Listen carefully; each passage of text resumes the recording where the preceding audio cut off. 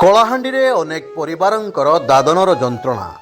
କଳାହାଣ୍ଡି ଏମିତି ଏକ ମାଟି ଯେଉଁଠି ସବୁ ଜିମା ଭିତରେ ଲୁଚି ରହିଥାଏ ଦାଦନର ଲୁହ। ପେଟ ପାଟଣା ପାଇଁ ନିଜ ଭିଟାମାଟି ଛାଡ଼ି ପର ରାଜ୍ୟକୁ ଯାଇଥିବା ଗୋଟିଏ ପରିବାର ଆଜି ନ୍ୟାୟ ପାଇଁ ଚିତ୍କାର କରୁଛି। ହେଲେ ସେ ଚିତ୍କାର ଶୁଣିବାକୁ କେହି ନାହାନ୍ତି। ଘଟଣାଟି ହେଉଛି କଳାହାଣ୍ଡି ଜିଲ୍ଲା ଜୁନାଗଡ଼ ବ୍ଲକ ଚିଙ୍ଗୁଡ଼ିସର ଗ୍ରାମ ପଞ୍ଚାୟତ ଅନ୍ତର୍ଗତ ପରିଆ ଗାଁର ତାରିଣୀ ମାଝୀ ଗତ 2025 ଫେବୃଆରୀ ମାସରେ ମାତ୍ର 60,000 ଟଙ୍କାର ଅଗ୍ରିମ ନେଇ ନିଜ ପରିବାରର 5 ଜଣ ସଦସ୍ୟଙ୍କୁ ଧରି ସେ ଯାଇଥିଲେ ତେଲେଙ୍ଗାନା।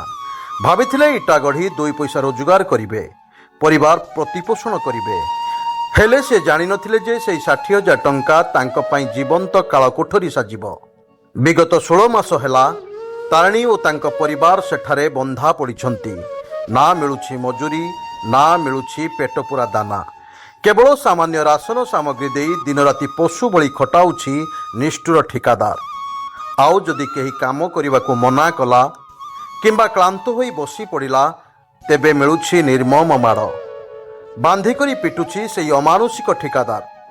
ଆଜି ଲୁହଭରା ଆଖିରେ ଏକ ଭିଡ଼ିଓ ଜାରି କରିଛନ୍ତି ତାରିଣୀ ମାଝୀ। ଓଡ଼ିଶା ସରକାର, କଳାହାଣ୍ଡି ଜିଲ୍ଲା ପ୍ରଶାସନ ଏବଂ ସ୍ଥାନୀୟ ଲୋକପ୍ରତିନିଧିମାନଙ୍କୁ 2 ହାତ ଯୋଡ଼ି ବିକଳ ହୋଇ ଗୁହାରି କରୁଛନ୍ତି, ଆମକୁ ଏଠାରୁ ଉଦ୍ଧାର କରନ୍ତୁ। ଆମେ ନହେଲେ ସେମାନଙ୍କ ମାଡ଼ରେ ମରିଯିବୁ।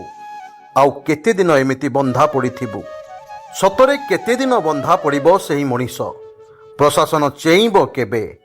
ତାରିଣୀଙ୍କ ପରିବାର ନିଜ ଭିଟା ମାଟିକୁ ଫେରିବ କେବେ? ଭିଡ଼ିଓଟିକୁ ଏତେ ସେୟାର କରନ୍ତୁ ଯେମିତି ଏହା ସରକାରଙ୍କ କାନ ପର୍ଯ୍ୟନ୍ତ ପହଞ୍ଚି ପାରିବ।